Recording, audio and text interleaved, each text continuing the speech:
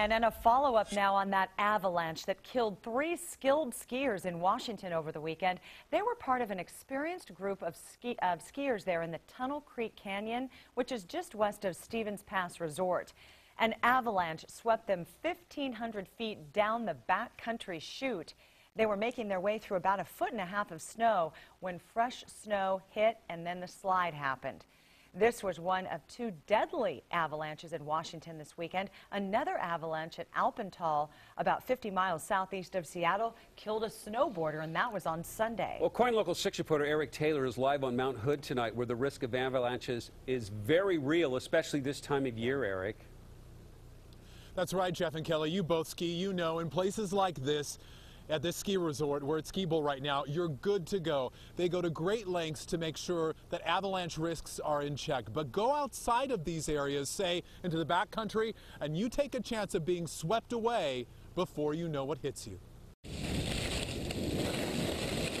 With pristine snow and an abundance of peace and quiet, the Mount Hood backcountry can be hard for skiers and snowboarders to resist.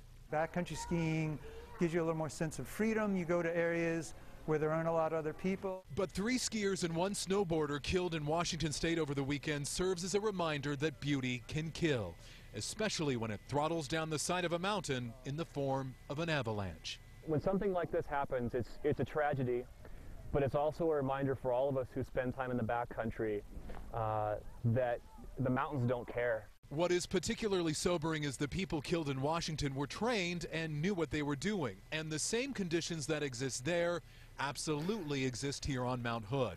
The ski and recreational areas are safe, but when you step outside the boundaries, your chances of being killed or hurt increase dramatically, especially right now when the risk of avalanches is high.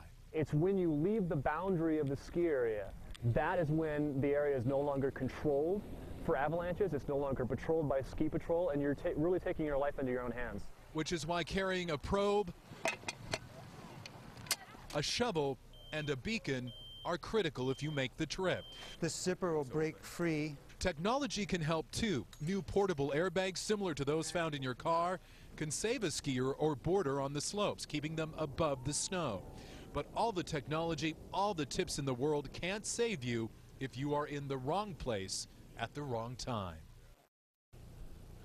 Back here live at Ski Bowl, where folks are enjoying a highly controlled environment. Brian made a really good point when we were chatting, you guys. You know, with online video and technology like helmet cams and YouTube, more and more people are being exposed to backcountry boarding and skiing. The risk we run is that it draws people to those sports before they may actually be prepared to take part in them. Reporting for you live from Mount Hood, Eric Taylor, KOIN Local 6. Eric, that is just a great point.